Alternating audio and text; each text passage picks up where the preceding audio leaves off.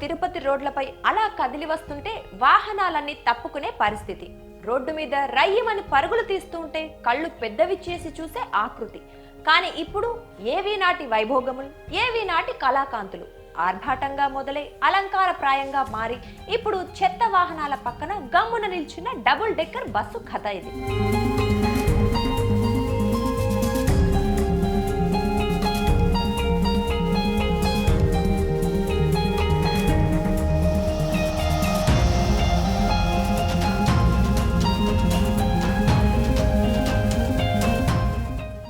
కలియుగ ప్రత్యక్ష దైవం ఆ శ్రీనివాసుణ్ణి దర్శించుకునేందుకు నిత్యం వేలాది మంది భక్తులు తిరుమలకు వస్తూ ఉంటారు.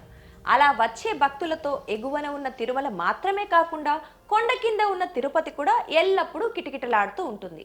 ఆధ్యాత్మిక నగరం తిరుపతితో పాటుగా చుట్టుపక్కల ఉన్న దర్శనీయ స్థలాలను సందర్శించేందుకు భక్తులు 1-2 రోజులు తిరుపతిలోనే బస చేస్తూ ఉంటారు.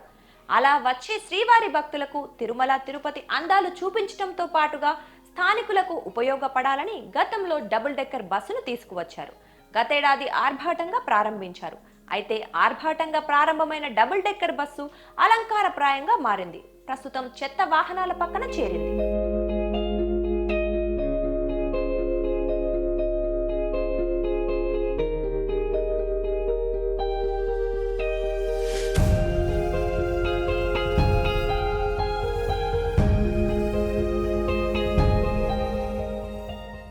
2023 అక్టోబర్లో అప్పటి తిరుపతి ఎమ్మెల్యే భూమన కరుణాకర్ రెడ్డి ఈ ఎలక్ట్రిక్ డబుల్ డెక్కర్ బస్సును ప్రారంభించారు.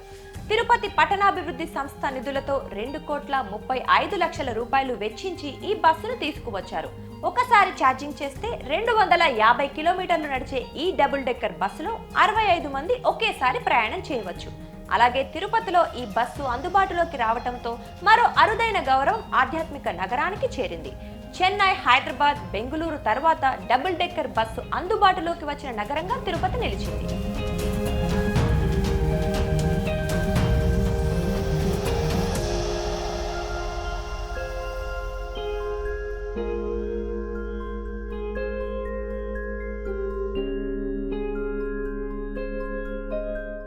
ఈ బస్సును ప్రారంభించిన తరువాత తొలుత కొన్ని రోజుల పాటు ఉచితంగా నడిపిన తుడా అధికారులు ఆ తరువాత ఆర్టీసీ ఆధ్వర్యంలో నడిపేందుకు యత్నించారు.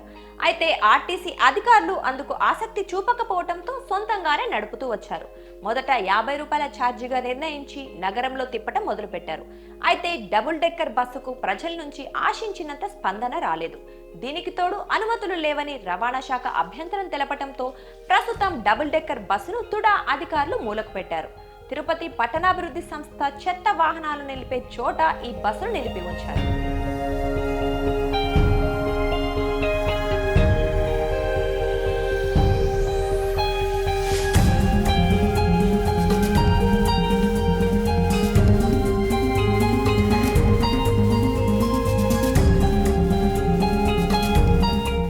సుమారు 2.5 కోట్లు ఖర్చు పెట్టి తెచ్చిన బస్సును అలా చెత్త వాహనాల పక్కన పడేయటంపై విమర్శలు వ్యక్తమవుతున్నాయి. అంత నిధులు ఖర్చు పెట్టి తీసుకువచ్చిన బస్సును ప్రజల కోసం అందుబాటులోకి తేవాలని తిరుపతి వాసులు కోరుతున్నారు. టీటీడీతో మాట్లాడి ఈ బస్సును వారికి అప్పగిస్తే తిరుపతి రైల్వే స్టేషన్, బస్టాండ్ నుంచి శ్రీవారి మెట్టు వరకు భక్తులను తరలించేందుకు వీలుగా ఉంటుందని సూచనలు ఇస్తున్నారు. మరి ఈ సలహాలను అధికారులు స్వీకరిస్తారా? ఈ హైటెక్ బస్సుకు డంపింగ్ యార్డ్ నుంచి విముక్తి లభిస్తుందా చూడాలి మరి.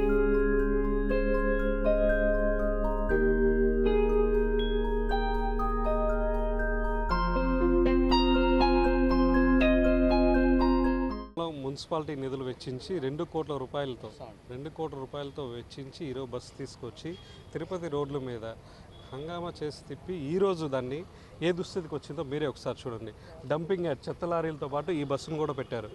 దీనికి ఏదో ఒక రూపంలో అధికారులు కానీ చర్యలు తీసుకొని వెంటనే దీన్ని ఉపయోగంలోకి తీసుకొచ్చి ఒకవేళ భక్తుల సౌకర్యార్థం కావచ్చు, లేకపోతే లోకల్ పీపుల్ సౌకర్యార్థం కావచ్చు, దీన్ని ఏదో ఒక విధంగా దీని ఫంక్షన్లోకి తీసుకొచ్చి ఉపయోగకరంగా దీన్ని మలచాలని మా ఉద్దేశం.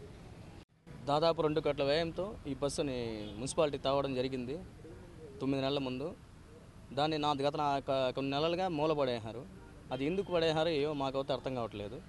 ఇది కనీసం యాత్రికులు, తిరుపతి యాత్రికులు ఎంతోమంది యాత్రికులు వస్తూ ఉంటారు, వాళ్ళ సౌకర్యం కోసం ఉపయోగించినా గదలేదు. అంత అధికారులు అన్ని కోట్లతో 2 కోట్లతో కొనేసి మూలబడే అదే సమయం వచ్చిందంటే మాకు అర్థం కావట్లేదు. దీనికి తగిన అధికారులు చేంజ్ చేసుకొని గత యాత్రికుల సదుపాయం కోసం రైల్వే స్టేషన్ నుంచి అలిపిరికి చాలా బస్సులు లేకుండా యాత్రికులు చాలా ఇబ్బంది పడుతున్నారు. దానికైనా ఉపయోగించాలని మేము కోరుకుంటాము. డబుల్ డెక్కర్ బస్ అనేది 2,05,00,000 రూపాయలు కేటాయించారు. ఈ కేటాయించిన వల్ల ఎవరికి యూటిలైజ్ అవుతుంది? ఇక్కడ ఉండే మున్సిపాలిటీ నిధులతో చేసినప్పుడు ఇక్కడ మున్సిపాలిటీ ట్యాక్స్ కట్టే హోల్డర్కి ఎవరికి ఇది అవ్వటం లేదు. ఈ డబుల్ ట్రెక్కర్ వల్ల ఇప్పుడు 9 months అవుతాను స్టార్ట్ అయ్యి, ఇప్పటికి స్టార్ట్ అయినప్పుడే ఇది ఫెయిల్యూర్ అయింది. దాన్ని ఏదో ఒక మూమెంట్ తీసుకొని ఇక్కడ ఉండే వాళ్ళు ఏదో మూవ్ ఆన్ చేసి మళ్ళీ దాని తర్వాత నాకు తెలిసిన సగటు మనిషి అయితే దీన్ని యూటిలైజ్ చేసుకోలేదు. దీని తర్వాత జరిగిన తర్వాత ఇప్పుడు 4 నెలలు 5 monthsగా ఈ విధంగా మూలబడి ఉంది. కనీసం ఈ మున్సిపాలిటీ చెత్త వేసేదానికైనా యూటిలైజ్ అవుతుంది అంటే దానికి కూడా అవ్వలేదు. జనాలు తిరిగేదానికి అవ్వటం లేదు. దీన్ని ఒకవేళ మార్చాలంటే వేరే విధంగా మార్చుకొనైనా మూవ్ ఆన్ చేయండి, లేదా ఈ నిధుల్ని మీరు ఏం చేస్తారో దానికి జనాలకి రెస్పాన్సిబిలిటీగా దానికి లెక్క చెప్పండి. ఊరికే ఇవన్నీ మీరు ఊరికే ఇది చేసాం అది చేసామని మీరు తినేదానికి చేసినారా అధికారులు, లేకపోతే మీ మోటివ్తో చేసుకున్నారా, అది అర్థం కావటం లేదు. దీన్ని ఒకటి రెక్టిఫై చేసి దీన్నే కంటిన్యూ చేస్తారా, లేకపోతే ఈ నిధులతో వేరేది ఏదైనా మున్సిపాలిటీకి సంబంధించింది యూటిలైజ్ చేస్తారా?